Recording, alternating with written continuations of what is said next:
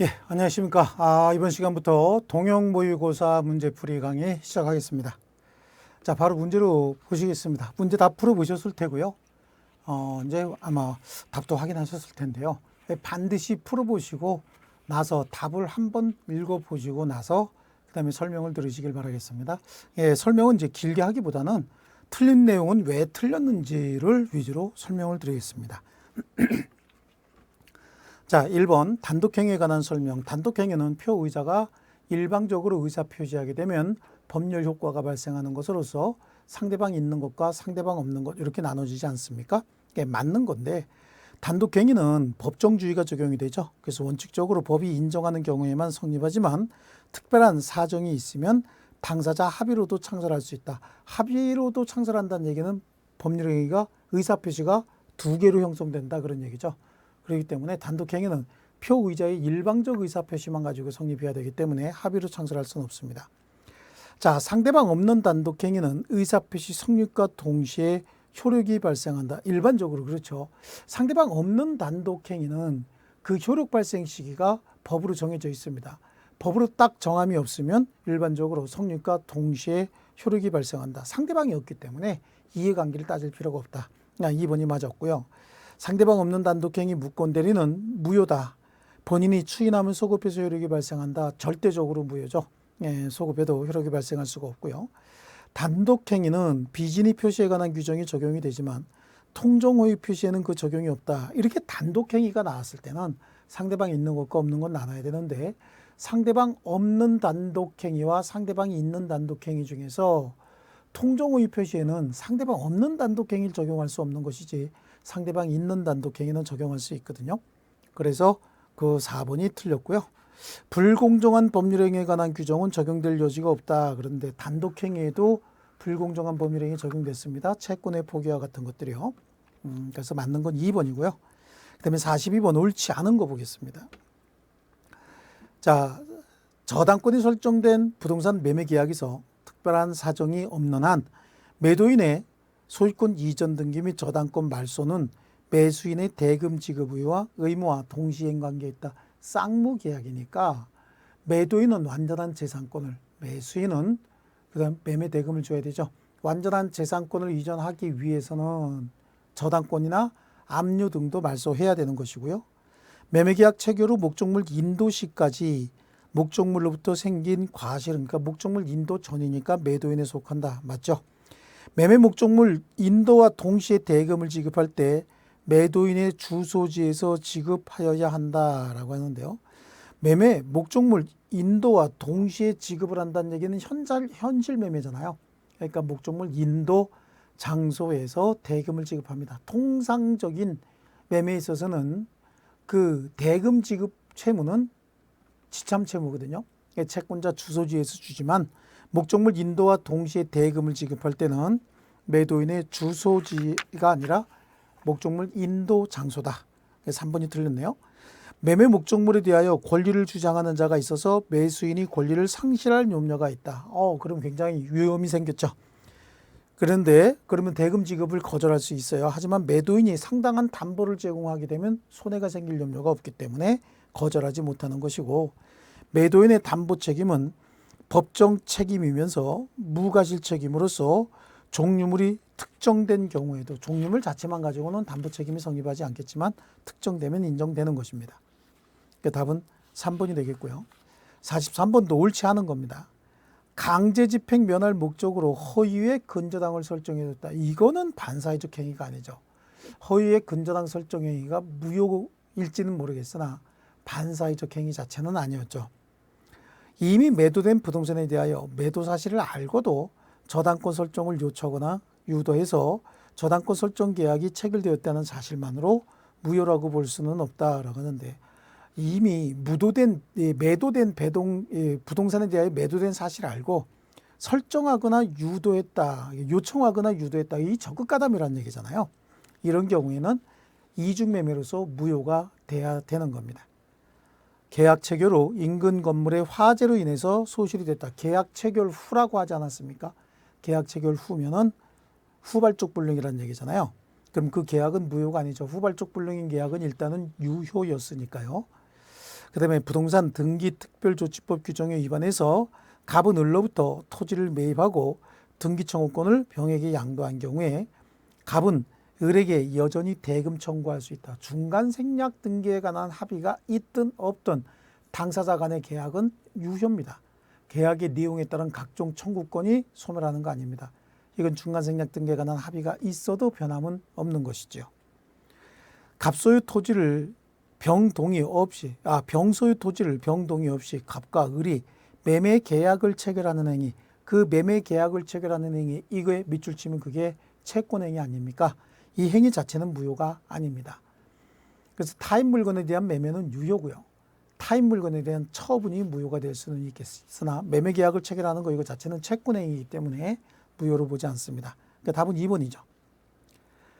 자, 그다음에 44번. 갑은 정상적인 판단 능력이 부족하고 평생 농사에만 전념한, 즉 정상적인 판단 능력이 부족하다라고 하면 이거는 정신적인 궁박에 해당하고 평생을 농사에만 전념했다. 그리고 79세다. 그러면 일반적 사회 생활 경험이 부족하신 분이에요. 을에 이런 노인 을에 부추겨서 을 토지 1만 제곱미터를 시가 3분의 1에 미치지 못하는 가격으로 매매 계약을 체결했을 때 틀린 거 찾아라 그래요. 불공정한 법률행위가 성립을 했습니다. 이 불공정한 법률행위는 일단 급부와 반대급부 사이의 불균형이라고 하는 객관적인 요건 요거 필요하고요. 요거 설명을 드렸죠. 그 다음에 주관적으로 이 사람이 궁박 상태에 있었다든지 경솔 상태에 있었다든지 아니면 무경험 상태에 있었다든지 이거 중에 하나가 있었어야 됩니다. 이거 중에 하나가 있었어야 되고 여기에 덧붙여서 상대방은 폭리의 악의가 있어야 한다라고 얘기를 하죠. 폭리의 악의가 없으면 불공정한 법률행위 성립할 수 없습니다. 그래서 이는 불공정한 법률행위로서 무효가 된다라고 합니다. 그런데 무효가 될 가능성이 있고 급부와 반대급부 사이에 현저한 공정을 이뤘다 해서 바로 경솔 무경험이 추정되는 것은 아니다. 그렇죠. 이렇게 불공정이 있었어도 사람이 자기 어떤 특별한 목적이 있어서 이렇게 팔았을 수도 있거든요. 위 매매 계약이 무효가 되려면 갑의 경솔 무경험을 알고 이용하려는 의사, 즉 폭리의 악의가 있어야 된다. 이 폭리의 악의를 우리는 알고 이용하려는 악이다 이렇게 말씀을 드리지 않았습니까? 예, 그래서 폭리의 악의가 있어야 된다라고 하는 거 하고요. 자, 불공정한 법률행위의 주관적인 요건, 객관적인 요건 모두 이를 주장하는 피해자가 여기에 아무것도 추정되는 게 없습니다. 객관적 가치가 그런 것이고 주관적이고 상대방에 대한 요건 이거 모두 다 무효를 주장하는 자가 입증을 해야 되는 것이고요. 만약 갑이 병에게 전매하고 소유권 이전 등기를 해 주었다면 을은 병에게 대항할 수 없다라고 하는데요. 갑이 병에게 전매하고 소유권 이전 등기해 줬답니다. 그럼 을은 병에게 그랬어요. 그래서 갑이 지금 폭리자 아닙니까? 폭리자가 제3자 병에게 양도했다라고 하더라도 이 둘 사이의 법률 관계를 보시면요. 피해자는 폭리자에게 부당이득 반환 청구할 수 있습니다. 부반청할 수 있는데 폭리자는 피해자에게 부당이득 반환 청구할 수 없는 거거든요. 그러니까 부당이득 반환 청구하고 그래서 이 병은 선의가 됐든 악의가 됐든 무조건 보호되는 자가 아니었었습니다. 그래서 답은 5번이 되겠습니다. 44번에는 답이 5번이에요. 자, 다음 문제입니다. 45번입니다. 혼동에 관한 설명입니다. 병존할 수 없는 두 가지 이상의 권리가 같은 사람에게 귀속이 됐을 때 그때 보존 가치가 없는 권리를 소멸시키는 건데 채무자 갑소유 토지 후에 을이 1번, 병이 2번 저당권을 가지고 있는데 병이 토지 소유권을 갑으로부터 상속받으면 병의 저당권은 소멸해야 되죠. 상속을 받는다는 얘기는 1번 저당권자에 대한 채무까지 승계가 됐다는 얘기가 들어가 있거든요. 채무자 갑소유의 토지 후에 을이 1번, 병이 2번 저당권 가지고 있고 을이 토지 소유권을 갑으로부터 상속받으면 을의 저당권은 소멸하지 않는다가 아니라 소멸합니다. 여기서 이 저당권이 소멸하는 건 부종성의 원칙상 소멸하게 되는 거죠. 이제 소멸합니다. 갑이 가지는 지상권 외에 을이 저당권을 가지고 있는 경우에 을이 지상권을 취득하면 그러면 자기 지상권에 자기가 저당권을 갖게 되는 거죠. 그러면 을의 저당권은 소멸하는 것이고, 갑이 가지는 지상권 외에 을이 저당권을 가지고 있고 병은 지상권 외에 후순위 저당권을 가지고 있답니다. 그러면 지상권에 을이 저당권 가지고 있고 그 뒤에 을 뒤에 병이 또 있대잖아요. 이 경우에 을이 지상권을 양도받더라도 을의 저당권은 소멸하지 않는다. 이건 자기 자신을 보호하기 위해서죠. 을의 저당권이 소멸하면 병이 어부지리를 얻게 되는 것이죠. 스스로를 보호하기 위해서 소멸하지 않는 거고, 갑소유 토지 위에 을이 지상권 가지고 있고 그 위에 병이 저당권을 가지고 있었답니다. 지상권 다음에 병이 저당권을 또 가지고 있었대요.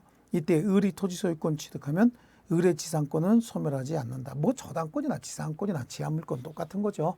소멸해서는 안 된다. 용익권능 자체가 소멸하지 않습니다. 그래서 틀린 건 2번이 되겠습니다. 자, 46번 중요 부분에 관한 착오. 중요 부분에 관한 착오는 취소할 수 있는 사유인데 착오를 이유로 취소할 수 있는 경우는 이건 이제 판례 내용을 암기했나라고 하는 문제입니다. 신용보증기금의 신용보증서를 담보로 자금을 대출해준 금융기관이 착오로 대출 자금이 전액 상환된 것으로 알고, 여기는 지금 돈 빌려주고 담보 잡고 하는 금융기관이 착오를 일으켰다. 그 업무와 관련돼서. 그럼 이거는 무조건 중요 부분이지만 중과실이 있는 거죠. 그래서 신용보증기금의 담보 설정 해지를 통지하고 보증서를 반환했다. 중요 부분이지만 중과실이 있어서 취소 안 되는 겁니다. 공장을 운영하는 자가 공장 설립을 위해서 공장 부지를 매수하면서 공장 건축이 가능한지를 미리 알아보지 않았다. 공장을 운영하는 자이기 때문에 아무 토지에나 마구잡이로 공장을 지을 수 없다는 거 잘 알고 있고, 이 경우에 관할관청에 알아봐야 된다 정도는 상식적으로 알고 있다고 보는 거고요.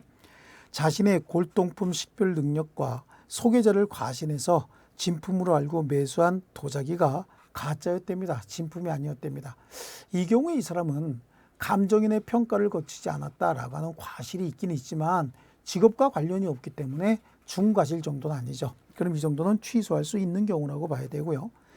대지 경계선을 잘못 인식해서 그에 따라서 주위 토지의 소유자와 담장 설치에 합의했다. 경계선을 잘못 인식했는데 합의에 의해서 경계선을 인식을 했든 안 했든 관계없이 합의에 의해서 했기 때문에 이건 취소할 수 있는 행위가 아니고요.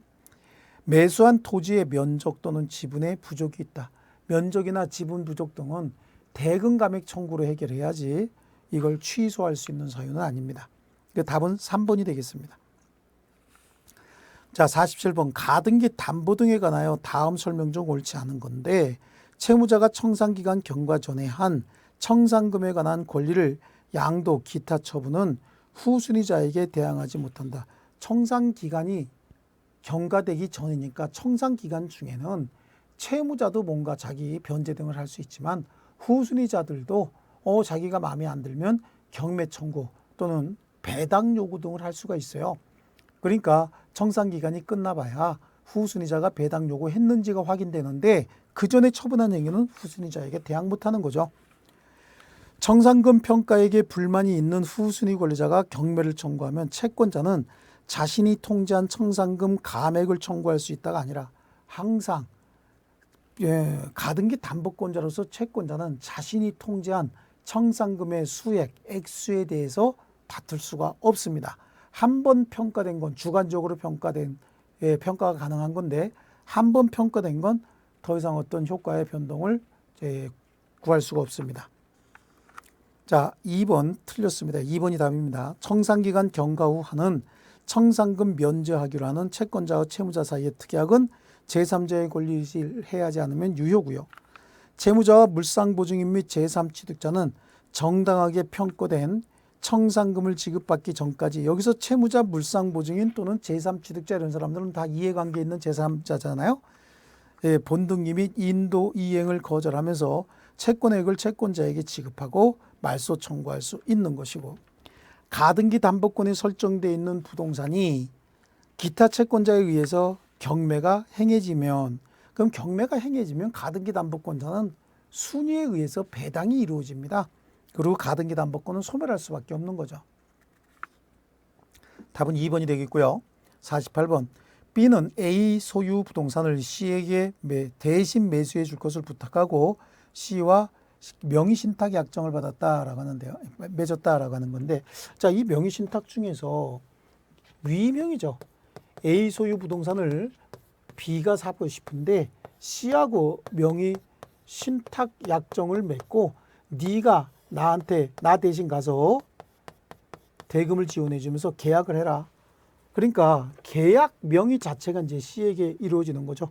그래서 위임을 받아갖고 요 둘이 가서 계약을 하는 형태, 이런 형태죠. 3자 간의 명의신탁 중에서 위임형을 얘기하고 있습니다. 옳은 건데요. B는 A를 대위하여 C를 상대로 소유권 등기에 말소를 청구할 수 있다. 여기 지금 A와 매매계약 체결하고 자기 명의로 등기까지 했다고 지금 여기 나와 있지 않습니까? 그 얘 명의로 지금 등기가 돼 있는 거죠. 이 명의신탁 약정은 무효였잖아요. 그러니까 대금만 돌려주면 되는 거고 이 계약 자체는 A가 선의인한 무효는 아니거든요.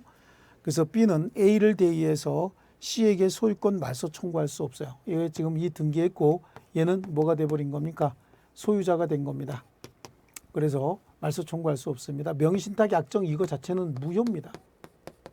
무효면 B는 대금에 관해서만 반환 청구할 수 있는 거예요.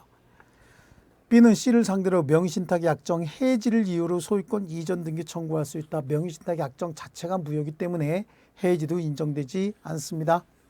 C가 단순히 명의신탁 사실을 알고 있는 D에게 위 부동산을 양도하여 소유권 이전 등기했답니다. 지금 요걸 또 다시 D에게 양도했다 이런 얘기가 나오죠. 네, 양도해서 소유권 이전 등기했다면 B는 C를 대위해서 B 3번 안 했군요. B는 C를 상대로 부당이득을 이유로 매수자금 요것만 달라고 하는 거예요. 대금만 달라고 하는 거. 그 다음에 C가 단순히 명의신탁 사실을 알고 D에게 위 부동산을 양도해서 소유권 이전 등기까지 되었다면 B는 C를 대위해서 D를 상대로 소유권 이전 등기의 말소를 청구할 수 있다. 얘는 지금 아무것도 행사할 수 있는 자가 아닙니다. 얘는요. 이 대금만 반환 청구해야지 법률관계에 있어서 개입할 수 있는 자가 아니에요. 자, B와 C 사이의 명의신탁 약정. B와 C 사이의 명의신탁 약정이 무효죠.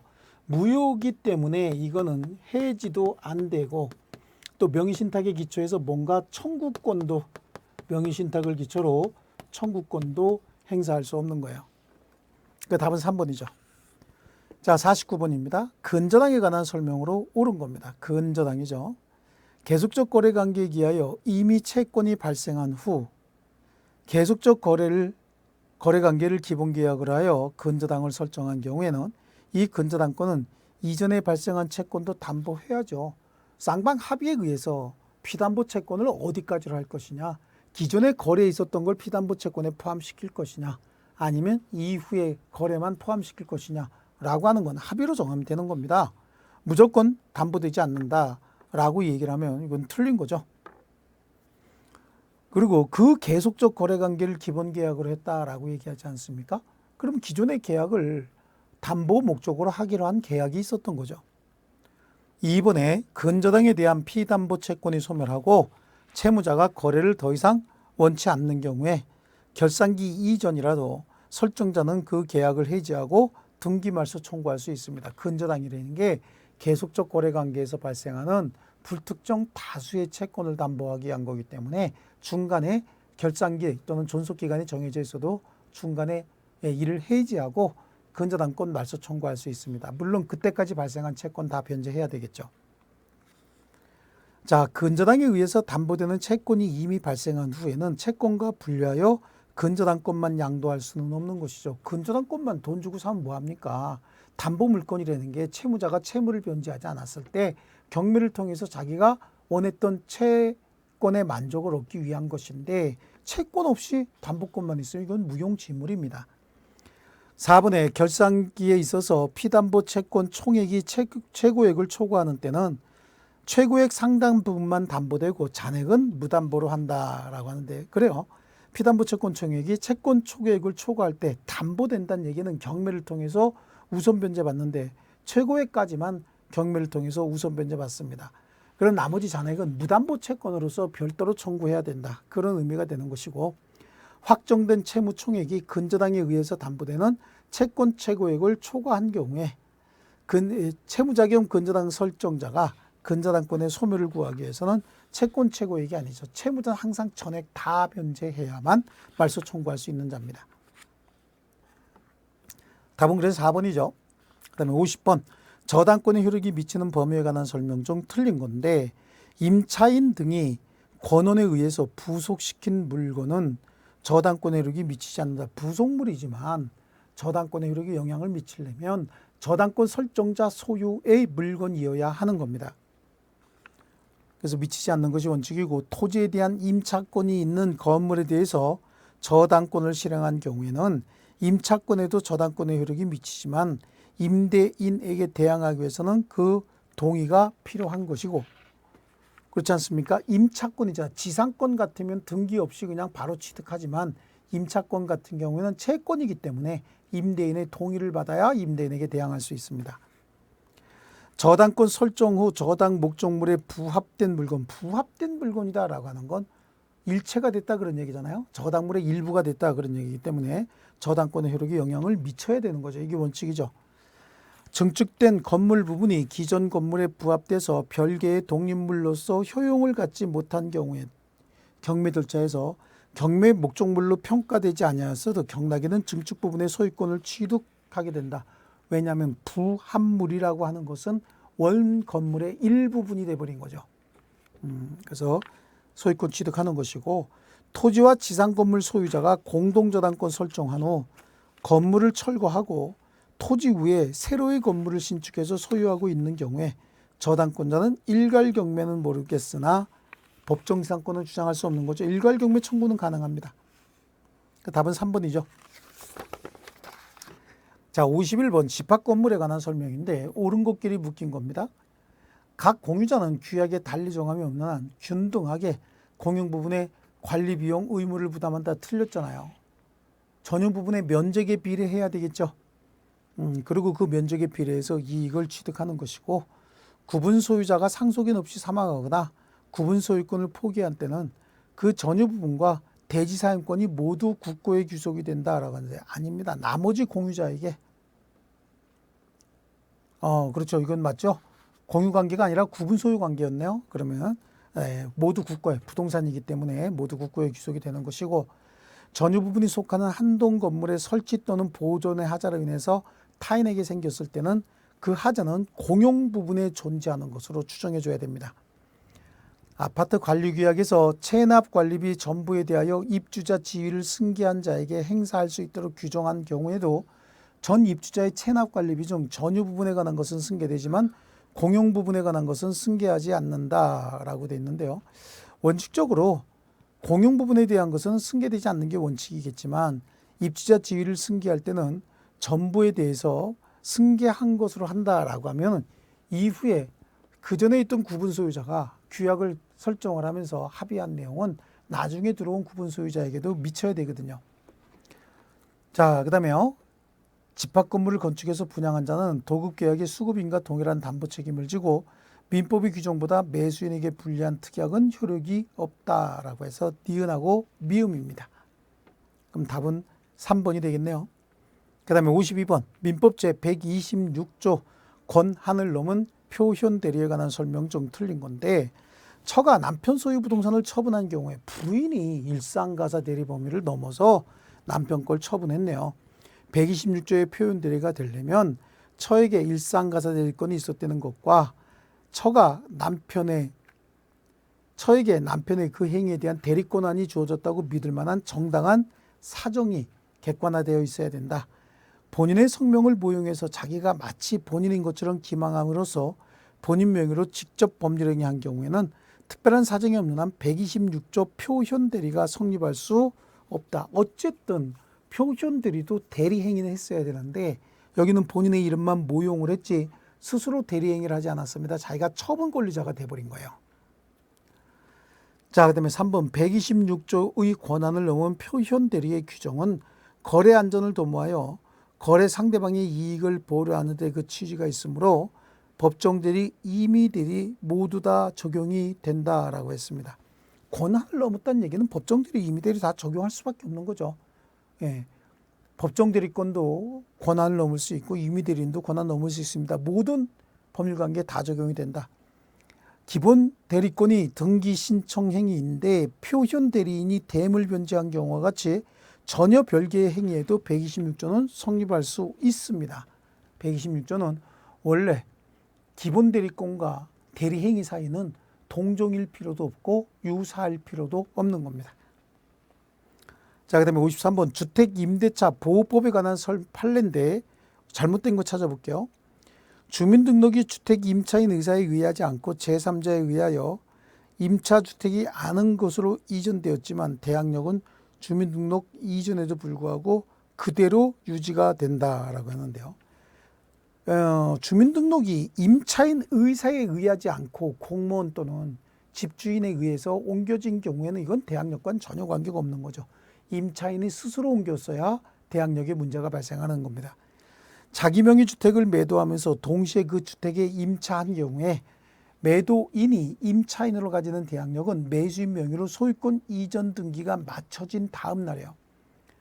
그 주민등록이라고 하는 건 임대차를 매개로 하는 점유가 형성되어 있습니다라는 걸 표시해야 되는데 소유자가 자기 이름으로 목적물을 점유하면서 등기하고 있으면 소유자가 점유하고 있습니다라고 하는 걸 표시한 거죠. 그래서 임차인으로서 등기한 이길 0시부터 대항력이 생기는 거예요. 임차인은 임대차가 종료되기 6월에서 1월 사이에 임대인에게 계약갱신 요구할 수 있고 임대인은 특별한 사정이 없는 한 이를 거절하지 못한다. 임차인이 대항력권을 갖춘 경우에도 주택이 매매되는 경우에 선순위 저당권자가 있으면 그 주택의 경락인은 동법 3조에서 말하는 임차주택의 양수인이라고 할 수 없다라고 하는데 경매가 될 때는 임차권은 소멸합니다. 경매가 될 때는요. 근데 대항력을 갖춘 임차인이 보증금을 다 배당받지 못했을 때는 임대차는 계속된다라고 볼 수 있는 것이고요. 그래서 여기는 선순위 저당권자가 있기 때문에 대항력을 못 갖춘 거예요. 그래서 경락인은 양수인에게 대항할 수 없습니다. 자, 그다음에 A가 C회사 소유의 아파트 임차인 B로부터 아파트를 임차해서 전입신고 마시고 살던 중 B가 C회사로부터 아파트 분양받아 자기 명의로 소유권 이전 등기가 됐다. 그럼 지금 A가 임차인이고 B가 전차인이었다는 얘기 아닙니까? A가 임대인인가요? 그렇군요. A가 C회사, 그럼 A가 임차인이었네요. 회사는 법인은 C예요. C로부터 A가 임대차 있습니다.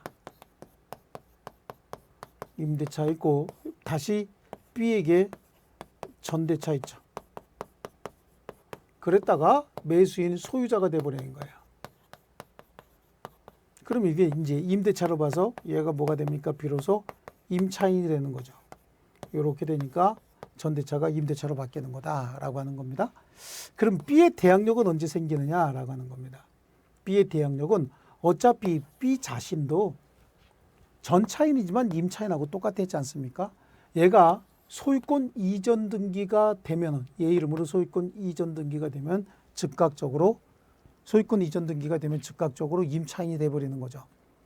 그래서 A가 C회사 소유 임대아파트 임차인인 B로부터 아파트를 임차해 전입신고 마치고 거주하던 중 B가 C회사로부터 위 아파트를 분양받아 자기 명의로 소유권 이전 등기한 경우에 A는 B 명의의 소유권 이전 등기가 격려되는 즉시 대항력을 취득하는 거죠. 지금까지도 임대차를 매개로 하는 점유가 형성되어 있었던 걸 공시하고 있었거든요. 자, 54번 상가 건물 임대차 보호법에 관한 설명 중 틀린 건데 대항력 있는 임차인이 적법하게 상가 건물을 전대해서 전차인이 이를 점유하면서 그 명의로 적법하게 사업자 등록을 하였다면 이 임차인의 대항력은 유지가 된다. 자, 임차인의 계약갱신 요구에 의해서 갱신되는 임대차 전체 기간은 최초 임대차 포함해서 최장 10년이고요. 신규 임차인이 되려는 자가 보증금 또는 차임을 지급할 자력이 없으면 임대인은 임차인이 주선한 임차인과 임대차 계약을 거절할 수 있고요. 임대차 목적물인 상가 건물이 1년 6개월 이상 영리 목적으로 사용하지 않고 있답니다. 이 경우 임대인은 임차인이 주선한 임차인과 새로운 임차인 얘기하는 거죠. 임대차 계약 체결을 거절할 수 있고, 임대인이 선택한 신규 임차인이 임차인과 권리금 계약을 맺고 그 권리금을 지급한 경우에 임대인은 임차인이 주선한 임차인과 임대차 계약 체결을 거절할 수 있습니다. 이미 임차인과 새로운 임차인 사이에 임대차 계약을 맺고 권리금까지 받았으면서 또 다른 사람을 찾아본 배임행위까지 보호할 수는 없어요. 답은 5번이고요. 55번 대리에 관한 설명 틀린 건데요. 갑의 대리인 을이 매도인 병의 배임행위에 적극 가담했다. 자, 배임행위에 적극 가담한 사람이 대리인이죠. 이 경우 갑을 대리해서 병 소유 토지를 이중으로 매수했답니다. 갑이 그 사실을 몰라도 대리인의 행위는 그냥 무조건 본인이 한 행위하고 똑같이 보면 됩니다. 소유권 취득할 수 없는 것이고, 을이 갑의 인정과 서류를 위조해서 갑의 대리인이라 칭하고 병에게 갑소유 부동산을 매각했답니다. 표현 대리가 성립할 수 없는 거죠. 왜냐하면 인장을 위조해서 대리인인 것처럼 했지 대리 행위를 한 건 아니잖아요. 표현 대리는 무권 대리의 일종이지만 대리권 없는 자가 대리 행위는 했었어야 되니까 여기는 대리 행위 자체가 없었다고 보는 거죠. 그래서 표현 대리 성립할 수 없는 것이고, 갑소유 부동산을 담보로 제공하고 금원을 차용하라고 갑으로부터 부탁받은 을이 자기 명의로 소유권 이전 등기한 후 갑에게 위 부동산을 담보로 제공하고 금전 차용할 것을 차용한 경우에 표현 대리가 성립될 수 있습니다. 이 경우에는 복대리인 선임에 관해서 묵시적인 승낙이 있는 것으로 봐야 되죠. 자, 그 다음에 4번에 법정 대리인은 부득이한 사유로 복대리인 선임할 수 있는 경우에도 복대리인 선임하는 경우에도 선임 감독상의 책임을 진다. 5번에 표현 대리 요건을 갖춘 경우에는 본인은 추인할 수 있다라고 하는데요. 표현 대리 요건을 갖춘 경우에도 표현 대리를 주장하기 전에 본인은 추인해 버리면 되는 거죠. 그 답은 4번이 되겠습니다. 자, 56번입니다. 다음 중 병이 부동산 소유권을 취득하는 경우입니다. 갑으로부터 통정허위 표시에 의해서 을에게로 소유권 이전 등기가 격려됐고, 통정허위 표시는 당사자가 낸 무효인데 선의의 제3자에게 대항하지 못하는 거거든요. 병이 그 등기를 신뢰하여, 신뢰했다는 얘기는 선의 무과실이라는 얘기예요. 을로부터 부동산을 매수해서 병 명의로 이전됐다. 여기는 선의의 제3자 충분히 될 수 있습니다. 갑이 그 부동산을 을에게 매도하고 이에 기하여 소유권 이전 등기가 격려된 후에 병이 그 부동산을 을 소유라고 믿고 매수해서 병 명의로 소유권 이전 등기를 격려하였으나 후에 갑이 강박에 의한 의사표시라는 이유로 을에게 매매 계약을 취소했다. 그렇죠. 일단 갑이 을에게 매도하고 등기까지 했고 병이 그 부동산을 을 소유라고 믿고 매수해서 소유권 이전 등기했답니다. 그럼 믿고 매수했으니까 선의의 제3자 병 아닙니까? 이때 나중에 갑이 을과의 매매 계약을 취소해도 선의의 제3자에게는 대항할 수 없는 겁니다. 그래서 병도 권리 취득하는 거고, 갑이 자기 소유, 자기 부동산을 은닉하기 위해서 병에게 명의신탁 약정과 함께 소유권 이전 등기해 준 경우에 을로부터 명의신탁 사실을 모른 채, 명의신탁 사실을 몰랐다는 얘기죠. 등기부를 신뢰해서 부동산 매수해서 등기를 격려한 병, 이것도 선의의 제3자입니다. 청산 의무가 남아있는 부동산을 선의로 양수받은 제3자 병, 그래 청산 의무가 남아있다라고 하는 거, 선의의 제3자 보호가 돼야 되죠. 그래서 답은 5번이 되겠습니다. 자, 그 다음에 57번. 갑이 을에게 토지에 대한 소유권을 이전하고 을은 다시 병에게 처분했습니다. 다음 중 틀린 겁니다. 자, 을에게 이전했고 병이 다시 을이 다시 병에게 처분했어요. 갑의 의사가 비진의 표시에 해당하고 을이 과실 없이 몰랐다면 을은 이를 병에게 처분할 수 있고, 병이 처음부터 알고 있었다면 갑은 병에게 대항할 수 있다라고 하는데, 자, 일단 을이 과실 없이 몰랐다면 을이 완전한 소유자가 되는 겁니다. 그럼 을이 언폐물이 되는 거죠. 을 이후에는 제3자가 뭐 선의가 됐든 악의가 됐든 이런 거 따질 필요가 없습니다. 그럼 갑은 병에게 대항할 수 없는 거죠. 자, 그 다음에요. 갑과 을의 표시가 통정허위 표시라면 선의의 병은 그 소유권 취득할 수 있고, 이때 병에게 통상의 주의 의무 유하지 않는다. 아니에요. 병은 선의이어야 합니다. 나머지 갑과 을의 행위가 투기 목적으로 명의신탁이었다. 이는 강행규정 위반의 행위지만 병이 선악불문하고 소유권 취득할 수 있다가 아니라 이 경우에 명의신탁이었다라고 하면은 비록 악이라도 소유권을 취득할 수 있다라고는 하지만 우리 민법상 이거는 선이면서 무과실인 경우에 소유권 취득한다 이렇게 얘기를 합니다. 또 갑과 을의 의사표시가 채권 담보를 위한 것이었다. 그러면 담보 목적의 저당권이었다 그런 얘기죠. 소유권 이전 등기, 그러니까 양도담보였다는 얘기네요. 그럼 병은 선의인 경우에 하나요 소유권을 취득할 수 있다가 아니라 선의 무과실까지 들어가 줘야 됩니다. 그렇군요. 선의인 경우에 취득할 수 있다라고 해야 되겠습니다. 지금 2번부터 다시 보면 갑과 을 사이 을의 표시가 통정호의 표시고 선의의 병은 그 소유권을 취득할 수 있다. 그래서 병에게는 통상의 주의 의무는 선이면 충분하고 통상의 주의 의무는 무과실을 요구하는 거니까 무과실은 요구하지 않는다. 2번은 맞았습니다.